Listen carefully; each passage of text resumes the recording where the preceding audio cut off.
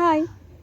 এক সপ্তাহ ধরে ছাদে এতই কাজকর্ম হচ্ছিল যে আমার কাজের তো কোনো একটু সুযোগই নেই, একটু চান্সও নেই। আজকে দুদিন ছাদ থাকবে পুরো ফাঁকা। এই দুদিনের মধ্যে যার যত কাজ আছে যাই আছে সব কিছু কমপ্লিট করতে হবে।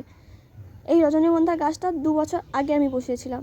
এখন এই যে বস্তাটাই ছিল ওটা তো পুরো নষ্ট হয়ে গেছে। আর গাছটা এতটা চের করে চারদিকে জমে গেছে যে এখন ফুল আসছে না, কিচ্ছু না, যার জন্য এটাকে সমস্ত টিউবগুলোকে আলাদা করে আবার নতুনভাবে বসাতে হবে।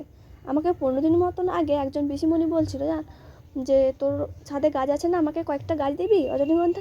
ঠিক আছে, আমি তো একটার টপটা ওটাকে তুলবো, ঠিক আছে, ওখান থেকেই তোমাকে কয়েকটা দিয়ে দেবো।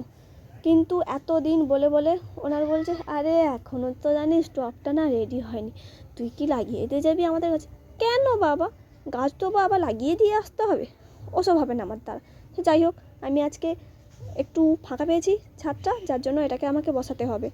এখন কি কাজ, খুব কষ্ট করে টেনে হিঁচড়ে আমি পুরো মাটিটাকে আলগা করতে, মানে কী যে অবস্থা হয়েছে কি বলি। তারপর এটাকে এখন তো টিউবগুলোকে আলাদা করতেও পারবো না, এইগুলো সব ভেঙেও ফেলছি, এমনই অবস্থা। এটাকে আমি মোটামুটি মাটিগুলোকে সব আলগা করে আজকে সারা রাত্রি জলে বসিয়ে রাখবো, যাতে মাটিগুলো সব নরম হয়ে যায়। কী বলো তো, মাটিগুলো না ধুলে আমি টিউবগুলোকে আলাদা করতে পারবো না, বুঝতেই পারবো না। আর বুঝতে না পারলে সমস্ত টিউবগুলো ভেঙে নষ্ট হয়ে যাবে, কি দরকার। যার জন্য আজকে আমি এটা রাখবো।